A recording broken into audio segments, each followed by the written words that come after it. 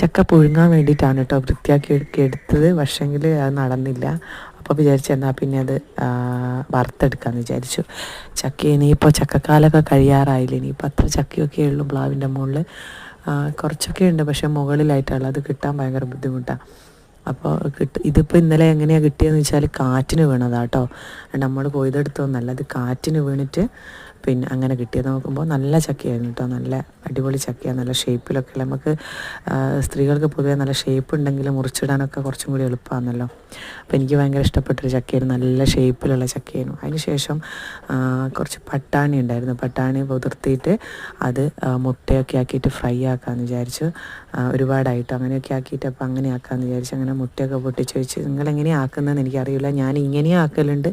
പിന്നെ അല്ലാണ്ട് പട്ടാണി നല്ലോണം വേവിച്ചതിന് ശേഷം മുട്ട നല്ലോണം ചിക്കി എടുത്തതിന് ശേഷം അതിലേക്ക് ഇട്ടിട്ട് ചെയ്യലുണ്ട് കേട്ടോ. ഇതിപ്പോൾ എന്ന് വെച്ചാൽ നേരിട്ട് ഞാൻ ആ പട്ടാണിയിലേക്ക് തന്നെ ഇതെടുത്തൊഴിച്ചതാണ് കേട്ടോ, മുട്ട പൊട്ടിച്ചൊഴിച്ചതാണ്. അതിനുശേഷം മസാലകളൊക്കെ ഇട്ട് ഞാൻ ചിക്കൻ മസാല, പിന്നെ പച്ചമുളക്, കറിവേപ്പില, പിന്നെ ഉപ്പ്,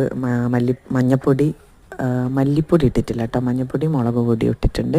കാശ്മീരി ചില്ലിയാണ് കേട്ടോ ഇട്ടത്. എരിവ് പച്ചമുളകിന് നല്ല എരിവ് ഉണ്ടാകുമല്ലോ, അപ്പോൾ അത്രയല്ലേ വേണ്ടുള്ളൂ. പിന്നെ ലാസ്റ്റ് നമ്മൾ വലിയുള്ളി ചെറുതായിട്ട് കട്ട് ചെയ്തിട്ട് അത് ഇതിൻ്റെ കൂടെ മിക്സ് ചെയ്തിട്ടിട്ടുണ്ട് കേട്ടോ. അത് നമ്മൾ പച്ചയെ തന്നെ ഇടണം, അത് വേവിക്കരുത്. ഇത് ഞാൻ ലാസ്റ്റ് വാങ്ങാൻ നേരത്ത് ചെയ്തതാണ്. അടുപ്പിൽ നിന്ന് വാങ്ങാൻ നേരത്താണ് ഈ ഉള്ളിയും പിന്നെ നമ്മുടെ ചെറുനാരങ്ങേൻ്റെ നീരും കൂടി ഇട്ടത്. അപ്പോൾ ഒരു നല്ല സ്പെഷ്യൽ ഒരു ടേസ്റ്റായിട്ട് വരും കേട്ടോ.